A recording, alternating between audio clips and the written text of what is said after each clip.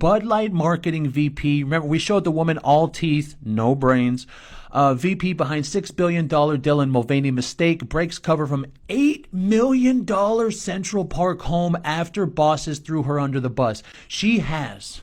This woman, all teeth, no brains. She's got an $8 million home in Central Park. This is the person trying to tell us, you and I, that we're out of touch, that we don't know what's good for society. A person that lives in an $8 million home in Central Park. This person believes that they are in touch with society. What is going on, everybody? Wired here. Hope you guys are all having a great Tuesday. Back once again with some more Anheuser-Busch Bud Light news.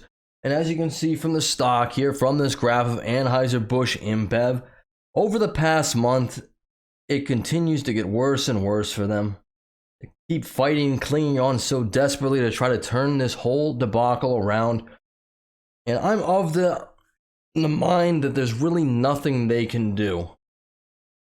Like I said, this is the most successful boycott, I don't know, in recent memory, maybe in history, really.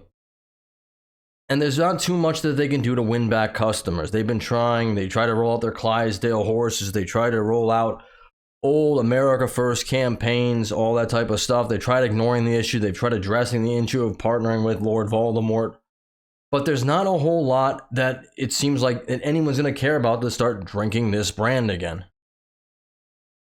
And, you know, hey, I say their failure is very well deserved. But as you can see from the stock here, it's going up and down a little bit, but it's a pretty steady decline. And they're down every single day. This is a graph of the past month. It's been about a month and a half now since all this controversy started. And, you know, their CEOs announced they're going to spend triple the marketing ad revenue over the next quarter to try to get people back in a bid that I don't really think is going to work. I don't think people are going to forget this. I think this is now staunchly entrenched within our society as a very successful boycott. And I don't think people are so quick to forget somebody who sold them out for a woke politics. There's many conservatives, moderates, sensible leftists who are pretty much sticking with it. They will never, ever buy any Anheuser-Busch products again. So I stumbled across this, though. One of their paltry attempts to regain customers, which I would describe as pathetic, where from Outkick, Bud Light torched on Twitter for rebate offer. Yes, they are now trying to offer rebates to try to regain customers. And I gotta say, other than my late grandmother, you know, wonderful woman, I don't ever remember anyone having like a coupon book. You know, I remember she did. She collected coupons. She used coupons. And not that there's anything wrong with people using coupons. You know, coupons are totally fine.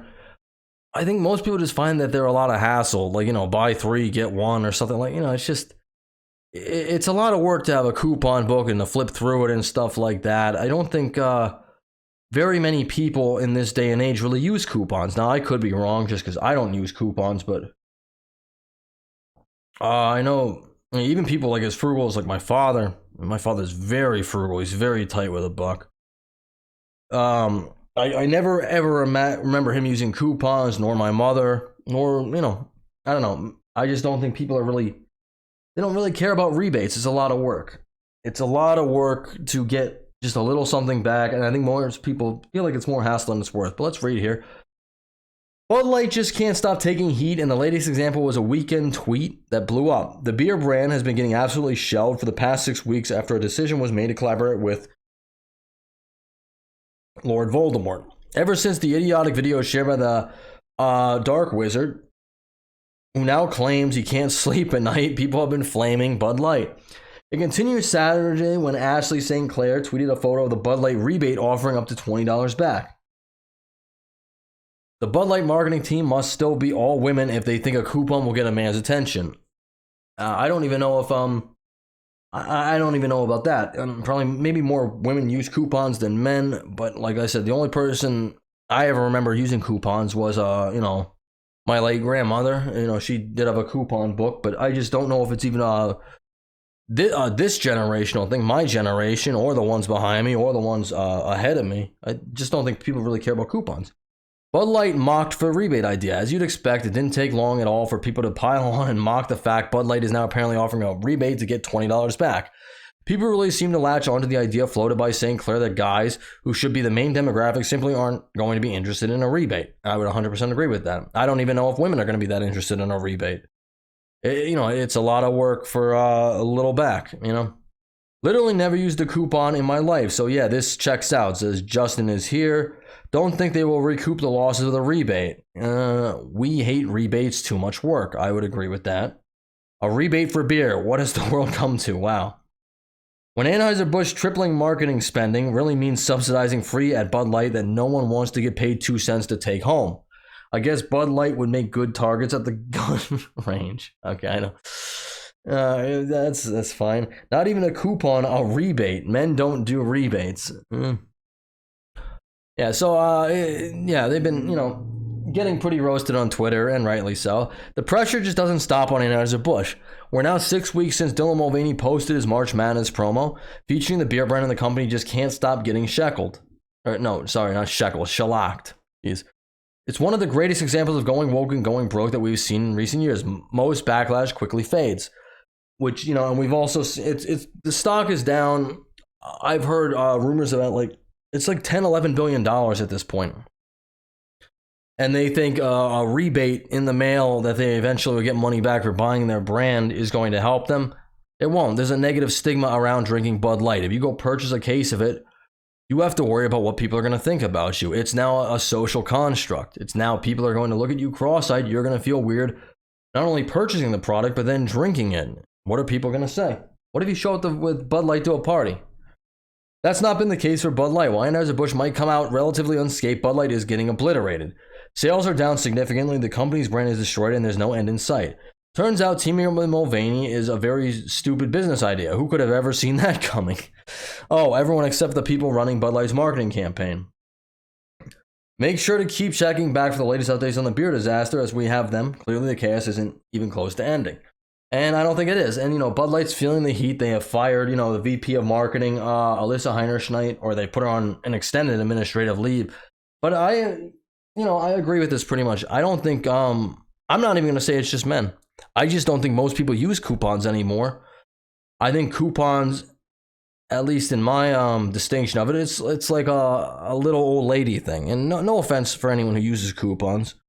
I just think most people do think it's a lot more hassle than it's worth. Rebates are even worse because then, you got to send something in and then you get something back. I just can't, I don't know, obviously I'm not with my friends, my family, whenever they make purchases. I just don't think anyone in my, media family's ever used a coupon besides from my grandmother, which was, from a different era. She was born during the Great Depression. So I kind of understand, that a little bit because they went through very hard economic times and she grew up during it. That was a whole buy war bonds era, which, not that that's bad either. It's just, it's just a lot of hassle. Even though we're in a sort of recession and economic downturn, I just don't think getting a rebate, one, that's way too much work for most people. And two, it's not going to outweigh the whole thing about I got to drink Bud Light. Is a whole stigma. It's what are people going to say about it? And like I said, the CEO has announced they're going to spend triple the marketing in the next quarter to try to rehabilitate the brand, but I don't think it's going to matter too much. I don't think they're going to release some stellar ad that's going to make the people who are boycotting it right now say, "Oh, well, now I forgive you because your ads are so good."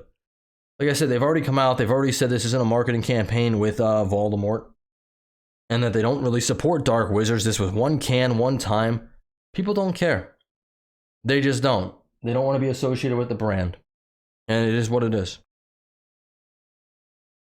And, apparently now we can't drink, Molson Coors anymore either because that company also went woke in a different way. Of now they're chastising people for, buying their beer because they put women in bikinis, which is apparently terrible in 2023. It's abhorrently offensive.